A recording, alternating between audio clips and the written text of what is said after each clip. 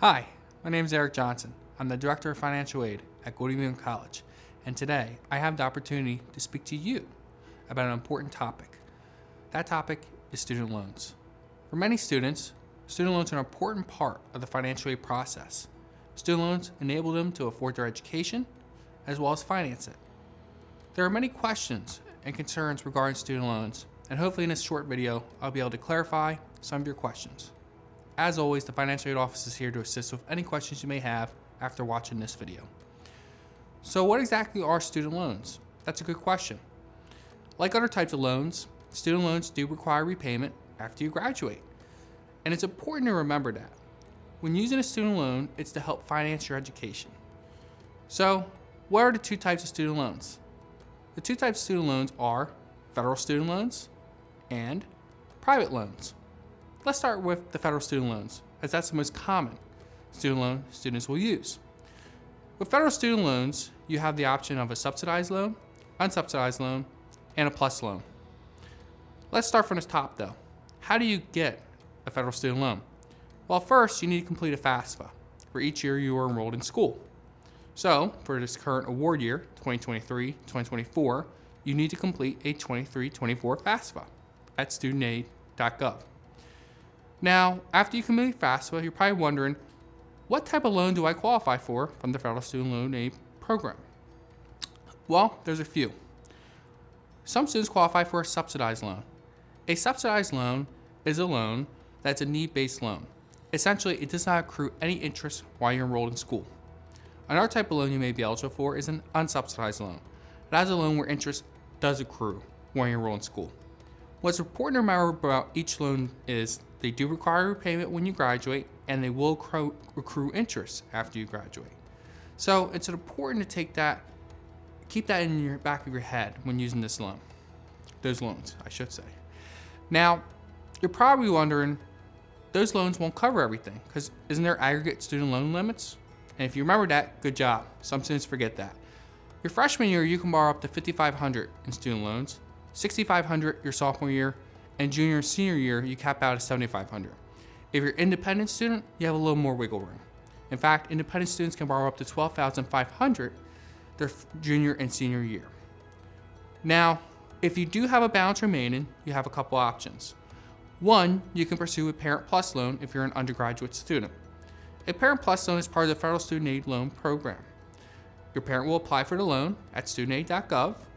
If their credit is approved, they can receive up to the maximum cost of attendance for the loan, or they can pick a loan amount that makes sense for you and your family. The Plus loan does have certain requirements, such as credit decision and counseling if your parent is a risky credit borrower.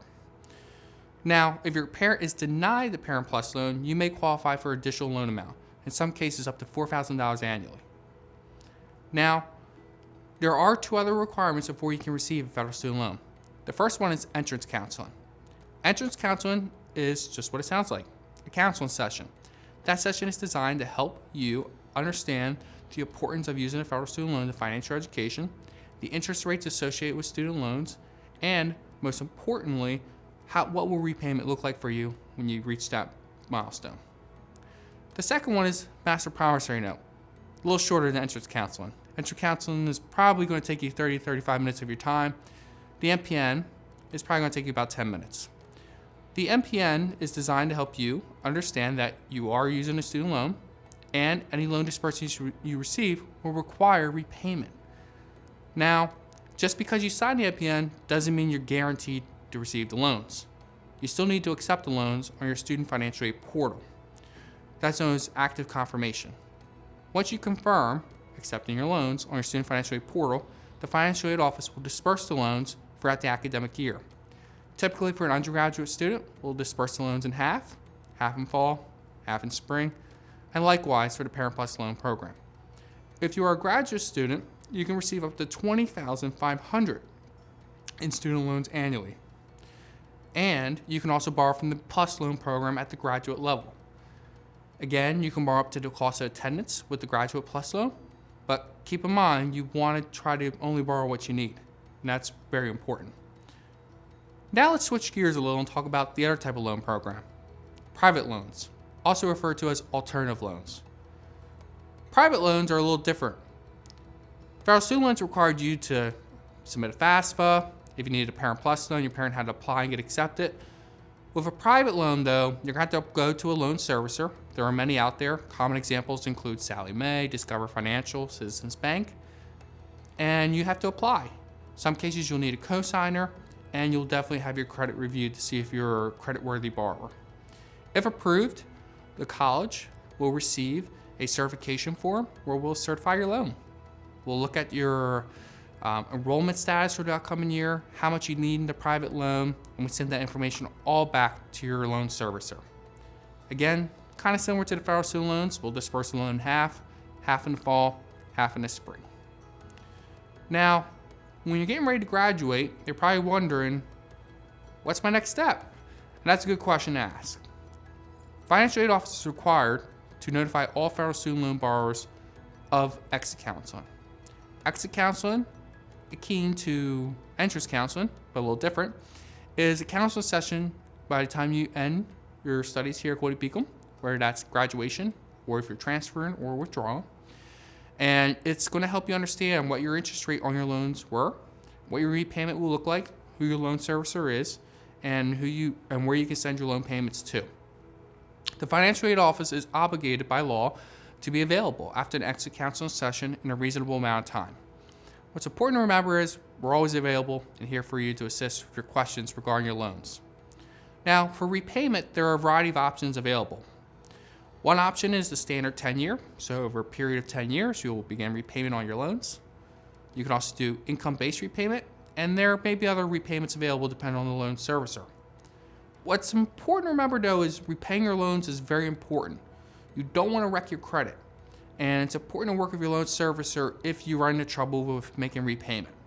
So I encourage you to always contact your loan servicer if you're having issues with loan repayment. There may be a temporary forbearance you can use to delay your loan repayment, or you could always work with your loan servicer to modify the original loan repayment agreement. Again, you don't want to default on your student loans. So work with your loan servicer, and we're always available after you graduate or withdraw to assist with any questions you have regarding loan repayment.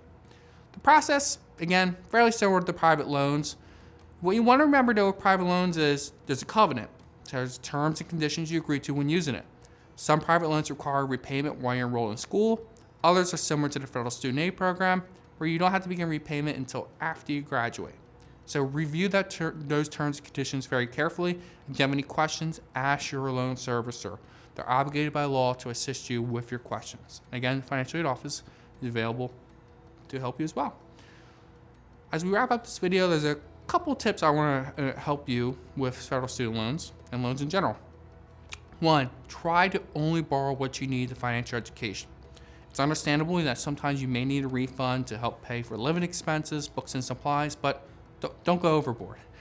Sometimes students receive excessive refunds, and again, loans, the interest rates accrue when you graduate, and you don't want a large loan balance that's unaffordable to you. So try to borrow wisely. The financial aid office can assist you with determining the appropriate loan amount.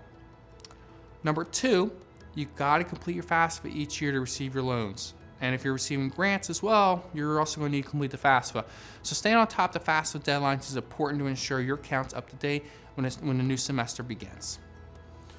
And finally, number three, each year you'll need to submit a new loan certification if you're using a private loan servicer. So, for example, in a hypothetical situation, let's say you're using Sallie Mae your freshman year, and your sophomore year you want to continue on with Sallie Mae, you'll need to once again apply for the Sallie Mae loan and then have them send the loan certification over to us. There's a lot of great content available on Goldey-Beacom's financial aid website for you to review regarding federal student loans and private loans. StudentAid.gov also has a plethora of resources available to help you understand this topic in more depth. What's important, though, to remember is the financial aid office is always here to be available to assist you with the loan process. Don't feel like you have to do it alone. We'll help you walk you through the whole process, and we'll make sure we get you to where you want to be.